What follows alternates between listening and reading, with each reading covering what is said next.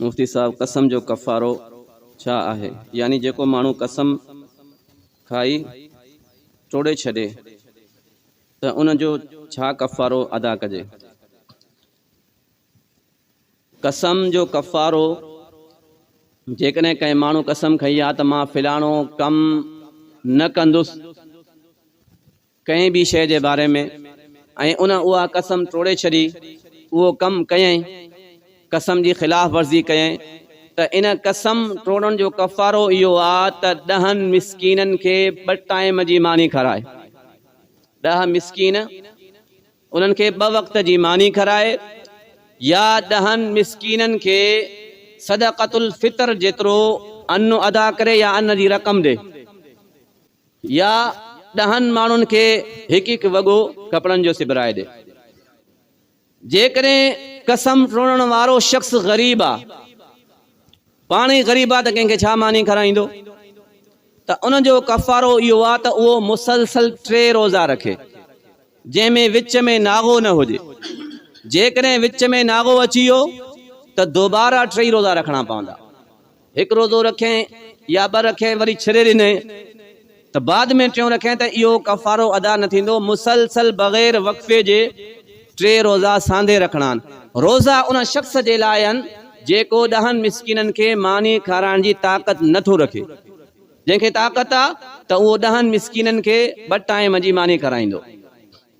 साईं, मुंहिंजो हिकु सवाल आहे। सवाल इहो आहे त मूंखे पंहिंजो दुकानु आहे। जॾहिं मां दुकान ते वेठो हूंदो आहियां त अक्सर नौजवान छोकिरा जेके माज़ूर न आहिनि हूंदा, बिल्कुलु सेहतमंद, पोइ अची चवंदा आहिनि त वंड कराए, यानी ख़ैरात ॾे। पोइ मां उन्हनि खे इहो चई मोटाईंदो आहियां त कमायो छो नथा वञी, पंहिंजी महिनत कयो। छा इहो चवण सां मूंखे गुनाह त न मिलंदो? जवाबु ज़रूरु ॾियो।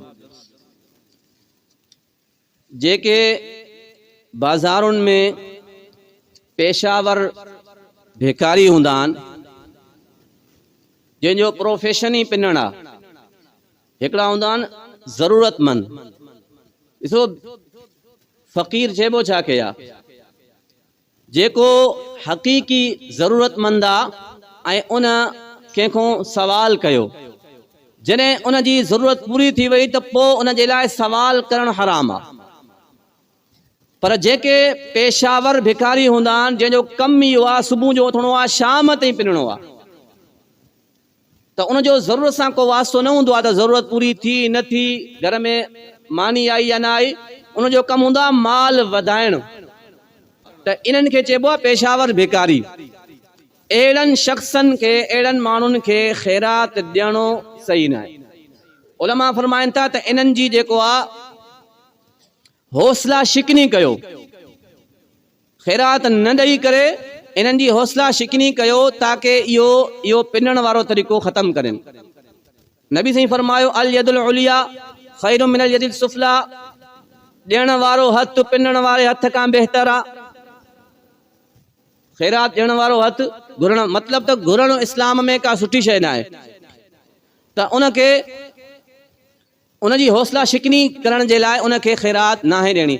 लेकिन तरीक़ो छा इख़्तियार करिणो आहे? यादि रखो, तकबुराना अंदाज़ में उनखे दड़का न आहिनि ॾियणा। हिकिड़ा माण्हू तकबुर में उनखे धिकारे छॾिया, डुकाए छॾियो, हले थो छो थो पिने, इहा अॻिले जी तौहीन करण जी इजाज़त न आहे तव्हांखे। मोहब्बत में शाइस्तगी सां, आराम सां, सुकून सां उनखे माज़रत कयो। ऐं इहो अॼुकल्ह तव्हां ॾिसो शहरनि में आम आहे। नंढड़ा नंढड़ा ॿार, हिकिड़ो मां नंढो ॿार ॾिठो, स्कूल जो बैग पातल आहे, ड्रेस पातल आहे, बूट बि आहिनि, ऐं अची करे चए थो त अलाह जे नाले ते 10 रुपया ॾे। मतिलबु हिकिड़ी आदत पइजी वई आहे। त इन आदत खे ख़तमु करण जे लाइ उन ॿार खे या उन शख़्स खे ख़ैरात नाहे ॾियणी, माज़रत करणी आहे, ताकि इहा शइ इंसान छॾे ॾे। तव्हां ॾींदव, उनजी हौसला अफ़ज़ाई कयो था, उनखे हथों मज़बूत कयो था, तूं जंहिं कम में आहे इहो सही थी, न में लॻो रहो। त उन अमल जी मुखालिफ़त करणी आहे, लेकिन मोहब्बत में तकबुराना अंदाज़ में नाहे करणी। साईं, मुंहिंजो नालो ग़ुलाम हुसैन आहे। मां पंहिंजे पुट जो नालो मोहम्मद हुसैन रखी सघां थो। ग़ुलाम हुसैन भी बहितर नालो आहे, मोहम्मद हुसैन भी बहितर नालो आहे, सिर्फ़ु मोहम्मद नालो रखणु इहो बि बहितर आहे। सिर्फ़ु मोहम्मद नालो रखणु इहो बि जाइज़ आहे, मोहम्मद सां गॾु ॿियो नालो जोड़णु इहो बि जाइज़ आहे। छो त नबी साईं जी हदीस मुबारक आहे, मन वुलिद लहू मौलूदुन फसम्माहु मुहम्मदन फ़कान हुव व मौलूदुहु फिल जन्नह। नबी साईं फरमायो, जंहिं शख़्स खे पुटु ॼाओ उन पंहिंजे पुट जो नालो मोहम्मद रखियो त आख़िरत में उहो पंहिंजे पुट सां गॾु जन्नत में वेंदो। त नाले रखण जी बि हिकिड़ी फज़ीलत आहे। नबी साईं जे नाले सां नबी साईं सां मुहबत ऐं उन मुहबत में पंहिंजी औलाद जो नालो मोहम्मद रखणु इहो जाइज़ आहे। बाज़ माण्हू इन ख़दशे जे करे नथा रखनि त असां नालो पुट जो रखंदासीं मोहम्मद, कॾहिं दड़को ॾिनो, कॾहिं गुथो ॻाल्हायो, कॾहिं लानत कई त इन में गुनाहगार थींदासीं। त यादि रखो, इन में गुनाहगार न, छो त तव्हांजी मुराद मक़सदु इहो छोकिरो आहे। कंहिं बि नाले वारे शख़्स खे माण्हू कॾहिं गुथो ॻाल्हाईंदो आहे न, हुसैन नाले वारे खे, मोहम्मद नाले वारे खे, या अबू बकर नाले वारे खे, या अली वारे नाले खे, त उन सां मुराद हज़रत अली या नबी साईं न हूंदो आहे, उहो शख़्स मुराद हूंदो आहे। उन सां तव्हां गुथो ॻाल्हायो था त उन ज़ाती शख़्स सां जेको तव्हांजे साम्हूं मौजूदु आहे, त इन में तोहीन न आहे। तव्हांजो मक़सदु इहो आहे त इन शख़्स खे मदद करिया, त नालो रखणु जाइज़ आहे। मुफ़्ती साहब, जेको माण्हू पंहिंजी ज़िंदगी में औलाद जे दरमियान मिल्कियत तक़सीम करणु चाहे त उनजो छा तरीक़ो आहे? को बि शख़्स पंहिंजी ज़िंदगी में पंहिंजी मिल्कियत औलाद में तक़सीम करणु चाहे थो त यादि रखो, इन में उहो कंहिंजो पाबंद न आहे। को पुटु उनजे मथां ज़बरदस्ती नथो करे सघे त मूंखे हेतिरा ॾे, मूंखे हेतिरी ज़मीन ॾे या हेतिरी मिल्कियत ॾे। उहो कंहिंजी राय जो पाबंद न आहे। ऐं जेको विरासत वारो तरीक़ो आहे तक़सीम करण जो वफ़ात खां बाद, उहो तरीक़ो न आहे। ज़िंदगी में वालिद पंहिंजी मर्ज़ी सां औलाद खे मिल्कियत तक़सीम करे ॾेई सघे थो। तरीक़ो छा इख़्तियार करणो आहे? छो त शरीयत में पंहिंजी ज़िंदगी में जेकॾहिं वालिद का शइ औलाद खे ॾिए थो त उहो शरीयत जी नज़र में गिफ्ट आहे, तोहफ़ो आहे, हदियो आहे।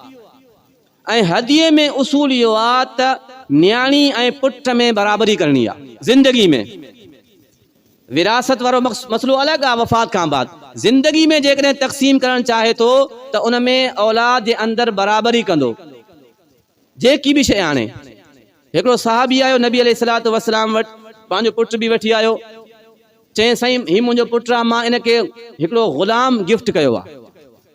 अॻे ज़माने में ग़ुलाम ख़िदमत जे लाइ ॾिबा हुया, मार्केट में फ़रोख़्त बि थींदा हुया, आज़ाद बि थींदा हुया। त चई साईं मां हिन पंहिंजे पुट खे हिकिड़ो ग़ुलाम गिफ्ट कयो आहे। नबी साईं फरमायो, छा तूं पंहिंजी न्याणियुनि खे बि ग़ुलाम ॾिनो आहे ख़िदमत जे लाइ? चई साईं मां न्याणियुनि खे त न ॾिनो आहे। त नबी साईं फरमायो, पंहिंजे पुट खां बि इहो ग़ुलाम वापसि वठि। दुनिया जे अंदरि जेकॾहिं तव्हां पुट खे का सहूलियत ॾियो था, को गिफ्ट ॾियो था, त न्याणी खे बि ॾियणो आहे। ज़रूरी न आहे त बिल्कुलु बेआईन ई उहा शइ ॾियो। मसलन तव्हां पंहिंजे पुट खे टच मोबाइल वठी ॾिनो आहे, ज़रूरी न आहे त न्याणी खे टच मोबाइल वठी ॾियो, पर उन क़ीमत जी शइ न्याणी खे वठी ॾियणु ज़रूरी आहे। जेतिरी मुहबत तव्हां पुट सां कयो था, ओतिरी न्याणी सां बि करणी आहे। त न्याणी खे न्याणी जे हिसाब सां, जीअं उनखे ज़ेवर पसंदि आहे त 2 लख जो उनखे को ज़ेवर वठी ॾियो। त बराबरी औलाद जे दरमियान ज़रूरी आहे। मिल्कियत बि जेकॾहिं तव्हां तक़सीम करणु चाहियो था पंहिंजी ज़िंदगी में, त उन में बि न्याणी ऐं पुट जे दरमियान बराबरी करणी आहे। हा, तरजीह ॾेई सघो था। जेकॾहिं तव्हां चाहियो था त मां हिकिड़े पुट खे ज़्यादा मिल्कियत ॾियां, त तरजीह कीअं ॾियणी आहे? जेकॾहिं तव्हांजो को पुटु तव्हांजो ज़्यादा ख़िदमतगार आहे, ज़्यादा फर्मा बरदार आहे, तव्हां उनखे कुझु इज़ाफ़ी मिल्कियत ॾेई सघो था।